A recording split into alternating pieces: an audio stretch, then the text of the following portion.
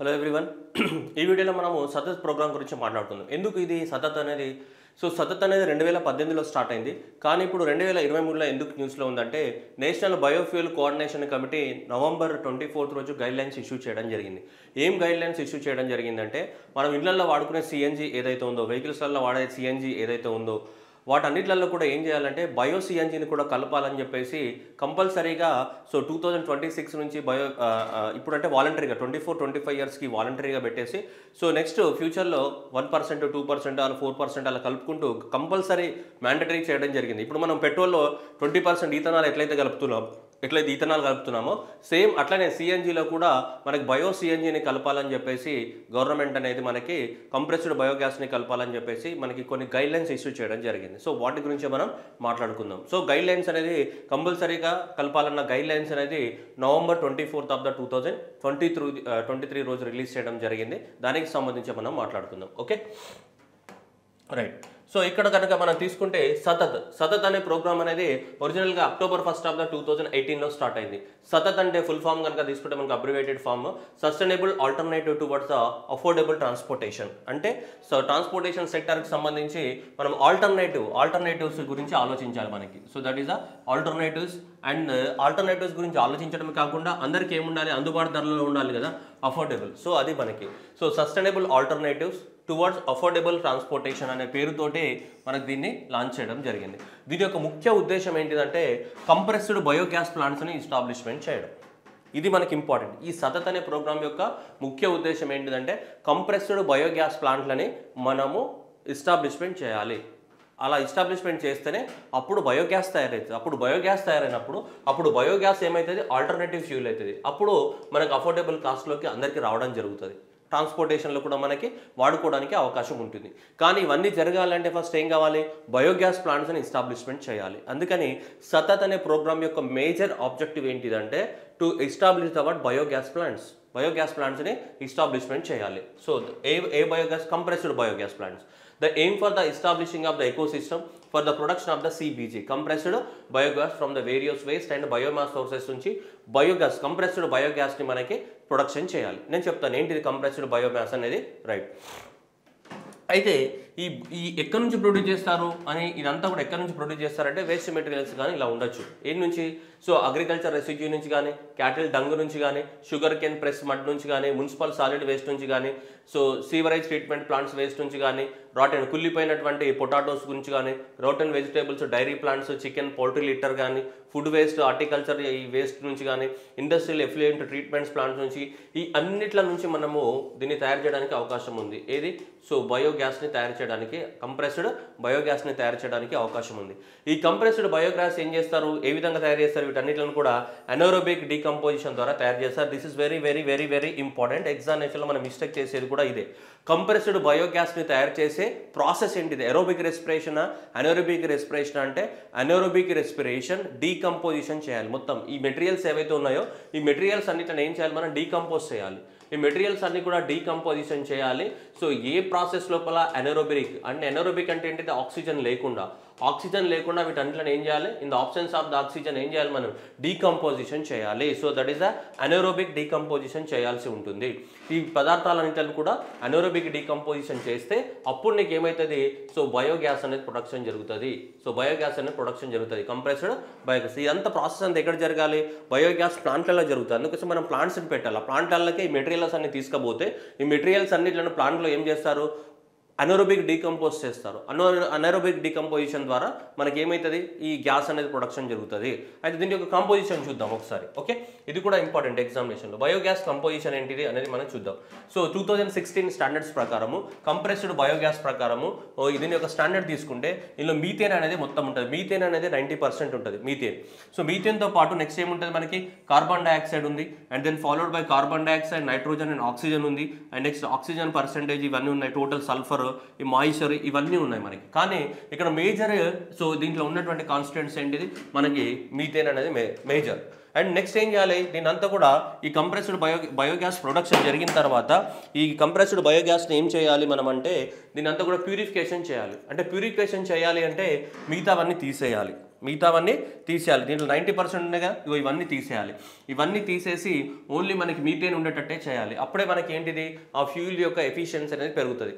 So కాబట్టి ఇవన్నీ తీసేయాలి. కార్బన్ డైఆక్సైడ్ కానీ మేజర్గా హైడ్రోజన్ సల్ఫైడ్ కానీ ఇవన్నీ తీసేసి ఓన్లీ వేటిని ఉంచాలి, మీథేన్స్ ఉంచాలి. అందుకోసం దీన్ని ఏం చేయాలా, సో మనం ప్యూరిఫికేషన్ చేయాలి. ఏంటిది ప్యూరిఫికేషన్ చేయాల్సిన అవసరం ఉంది. కంప్రెస్డ్ బయోగ్యాస్ ఏదైతే ఉంటుందో దీన్ని ఏం చేయాలి, మనం ప్యూరిఫికేషన్ చేయాలి. సో ప్యూరిఫికేషన్ చేసినప్పుడు సో దాని నుంచి హైడ్రోజన్ సల్ఫైడ్ని కానీ కార్బన్ డైఆక్సైడ్ని కానీ వాటర్ వేపర్ని కానీ మనం ఏం చేస్తాం, తీసేస్తాం. సో ప్యూరిఫికేషన్లో ఇవన్నీ తీసేస్తాం. తీసేయడం ద్వారా మనకి ఏం మిగులుతుంది, 90% ఏం మిగులుతుంది మనకి, సో మనకి మీథేన్ మాత్రమే మిగులుతుంది. 90% అనేది ఏం మిగులుతుంది మనకి, మీథేన్ మాత్రమే మిగులుతుంది. దీన్ని ఏమంటాం మనం, సిబిజీ కంప్రెస్డ్ బయోగ్యాస్ అని చెప్తున్నాం. కంప్రెస్డ్ బయోగ్యాస్ అని చెప్తున్నాం. కంప్రెస్డ్ బయోగ్యాస్ సిఈ, ఓకేనా, రైట్, కంప్రెస్డ్ బయోగ్యాస్. ఓకే, ఇప్పుడు compressed natural gas, compressed biogas రెండింటిలో డౌట్ వస్తుంది. Okay, compressed natural gas, right, చూద్దాం ఇక్కడ. Compressed biogas, next compressed natural gas, next PNG piped natural gas. Okay, piped natural gas రెండు ఉన్నాయి. So ఇక్కడ point ఏంటిదంటే ఇందులో మీథేనే ఉంటుంది. సో ఇందులో కూడా 90% మీథేనే ఉంటుంది. ఇందులో కూడా 90% మీథేనే ఉంటుంది. ఓకేనా, ఇది ఇళ్ళకి పిఎన్జి అంటే మనకి హౌజెస్కి సప్లై చేసేది. హౌజెస్కి సప్లై చేస్తున్నాం. దేని ద్వారా, పి అంటే పైప్స్ ద్వారా. సో పైప్స్ ద్వారా ఇంట్లోకి సప్లై చేసే ఏంటిది, న్యాచురల్ గ్యాస్. పైప్స్ ద్వారా మన ఇళ్ళకి సప్లై చేసే ఏంటిది, న్యాచురల్ గ్యాస్ అనమాట. సో ఈ న్యాచురల్ గ్యాస్లో కూడా ఏముంటుంది మనకి, మీథేనే ఉంటుంది, పైప్ల ద్వారా సప్లై చేసేది.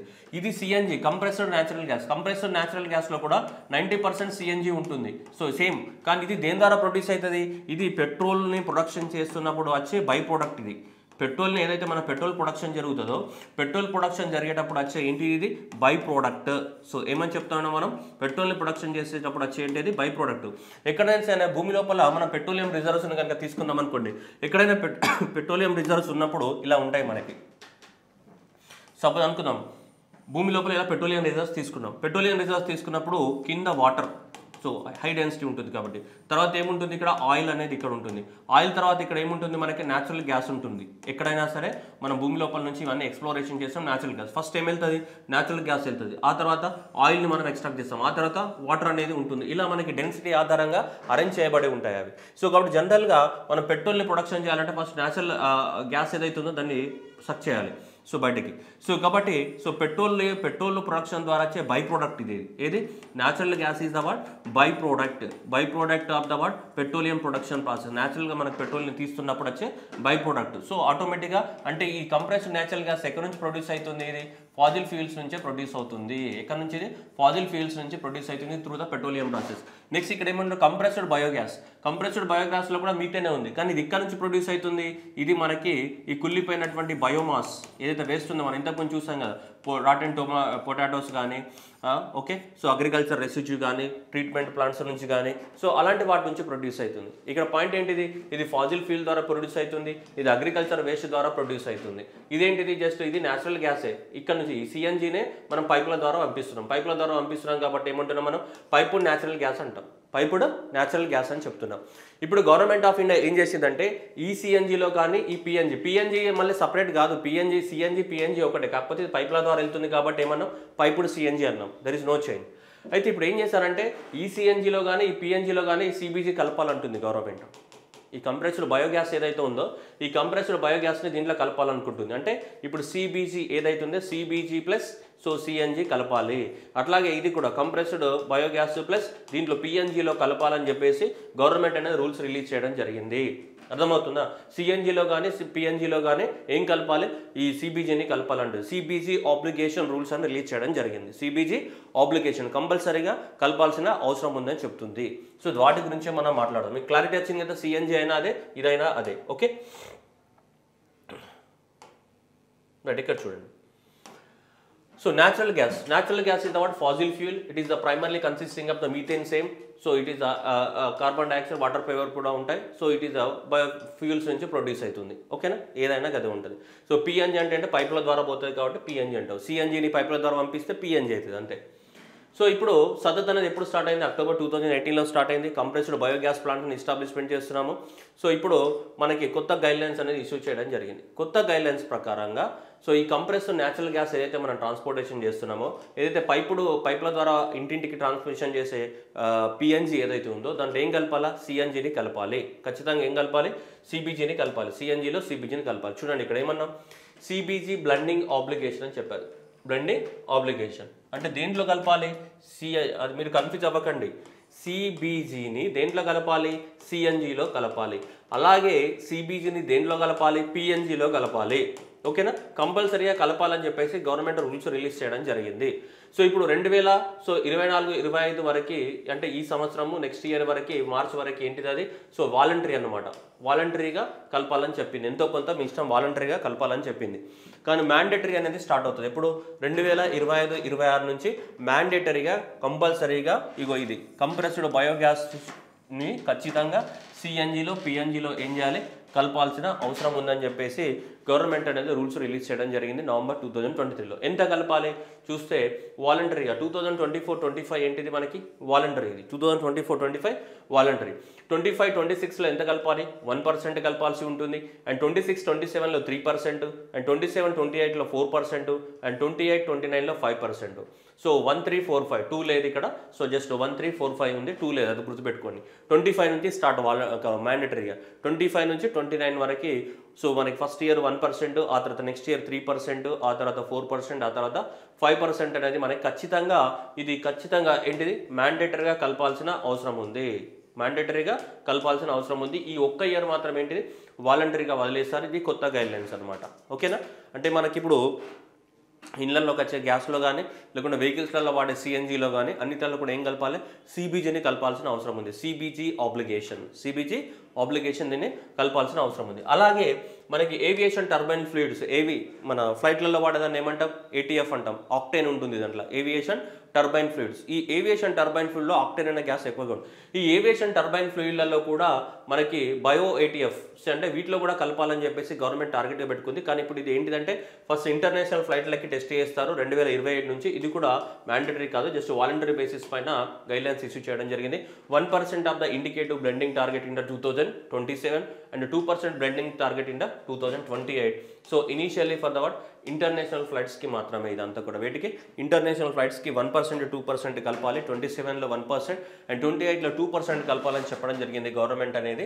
సో ఇది సస్టైనబుల్ ఏవియేషన్ ఫ్యూయల్స్ని కూడా, సో ఇది ఫ్లైట్స్కి సంబంధించింది. ఎందుకంటే ఫ్లైట్స్ వేటిపైన నడుస్తాయి, ఫ్లైట్లో మన వెహికల్స్ అనేది పెట్రోల్ అంటాం కదా, మరి ఫ్లైట్లో వాడేదాన్ని ఏమంటాం, ఏవియేషన్ టర్బైన్ ఫ్లూయిడ్ ఏటీఎఫ్ అని చెప్తుంటారు. ఓకేనా, సో దాంట్లో కూడా కలపాలని చెప్పేసి మనకు నిర్ణయించడం జరిగింది. ఓకేనా, సో కాబట్టి జాగ్రత్తగా గుర్తుపెట్టుకోవాల్సిన అవసరం ఉంది. 27 అండ్ నెక్స్ట్ అంటే మనకి 28 ఖచ్చితంగా గుర్తుపెట్టుకోవాలి ఇది. ఓకే, సో ఇవైతే ఖచ్చితంగా ఎగ్జామినేషన్లో క్వశ్చన్ రావడానికి ఛాన్సెస్ ఉంది. ఇది సిబిజి ఆబ్లిగేషన్ రూల్స్ అనేది ఖచ్చితంగా. నెక్స్ట్ ఈ సిబిజిలో ఏముంటుంది అనేది మనకి ఇంపార్టెంట్. సిబిజిలో మొత్తానికి ఏముంటుంది మనకి స్టాండర్డ్స్ లోపల, ఇది మీథేన్ మాత్రమే ఉంటుంది. సో మిగతావన్నిట్లో ఏం చేయాలి, ప్యూరిఫికేషన్ చేయాలి. సిబిజి ప్రొడక్షన్ ప్రాసెస్ ఏంటిది, అనెరోబిక్ డీకంపోజిషన్. సో అనెరోబిక్ డీకంపోజిషన్ అనేది మనకి సిబిజి యొక్క సో ప్రొడక్షన్ ప్రాసెస్. మేజర్గా ఈ సతత్ అనే స్కీమ్ ఐఏలో వచ్చింది, 2018లో వచ్చింది. That is the sustainable. అయితే ఇక్కడ మనం ఎగ్జామ్లో మిస్టేక్ చేయడానికి అవకాశం ఉంది. సతత్ అంటే ట్రాన్స్పోర్టేషన్ ఉంది కాబట్టి ట్రాన్స్పోర్టేషన్ కోసం ఏమైనా చేయాలేమో అని అనుకుంటాం. ట్రాన్స్పోర్టేషన్ కోసం కాదు, బయోగ్యాస్ ప్లాంట్స్ పెట్టడానికి కోసం. అర్థమవుతుందా, మన జనరల్గా ఏమైతే మైండ్ సెట్ అది వెళ్ళిపోతుంది తొందరగా. సో కాబట్టి sustainable alternative towards affordable transportation. అర్థమవుతుందా, ఇక్కడ చూడాలి మన క్లియర్గా. Sustainable alternative towards affordable transportation. ఇదంతా జరగాలి అంటే ముందు బయోగ్యాస్ ప్లాంట్లు పెట్టాలి, బయోగ్యాస్ ప్రొడక్షన్ అవ్వాలి. ఇప్పుడు మనం సిఎన్జి వాడుతున్నామా లేదా, ఈ సిఎన్జికి బదులు ఫ్యూచర్లో ఏం వాడచ్చు, సిబిజి వాడచ్చు, అంతే కదా. ఎందుకంటే ఇందులో ఉండేది మీతేనే కదా. సో కాబట్టి మనం వాడచ్చు. ఇప్పుడు అప్లికేషన్ పెట్టాం మనం, ఇంత కలపాలని. ఫ్యూచర్లో మనకి 50-50 అవ్వచ్చు, లేదంటే ఫ్యూచర్లో డైరెక్ట్గా సిబిజినే ఫిల్ చేసుకోవచ్చు. సిబిజిని కూడా మనం డైరెక్ట్ ఫిల్ చేసుకోవచ్చు, ప్రాబ్లం ఏం లేదు. కానీ మన దగ్గర అవైలబిలిటీ లేదు, ఎందుకంటే మన దగ్గర ప్రొడక్షన్ లేదు కాబట్టి. అర్థమవుతుందా, సో కాబట్టి సిబిజికి సిఎన్జికి తేడా ఏం లేదు. ఇది ఫాజిల్ ఫ్యూల్స్ నుంచి ప్రొడ్యూస్ అవుతుంది, ఇది బయోమాస్ నుంచి ప్రొడ్యూస్ అవుతుంది. But both are consisting of more than 90% ఏముంటుంది మనకి, మీథేనే ఉంటుంది మనకి. ఓకేనా, సో ఇది దీని యొక్క మేజర్ ఆబ్జెక్టివ్ ఏంటిది, బయోగ్యాస్ ప్లాంట్లను నిర్మించాలి. సో దట్ ఈస్ ఇది యాక్ట్. ఇప్పటివరకు దాదాపు 700 వరకు ప్లాంట్లను మనకి నిర్మించినట్టు ఉన్నాయి. గవర్నమెంట్ ఆఫ్ ఇండియా 700 ప్లాంట్స్ వరకు మనకి ఇప్పటివరకు ఫండింగ్ అనేది ఇవ్వడం జరిగింది. దేనిపైన, సతత్ అనే ప్రోగ్రామ్ కింద. ఓకేనా,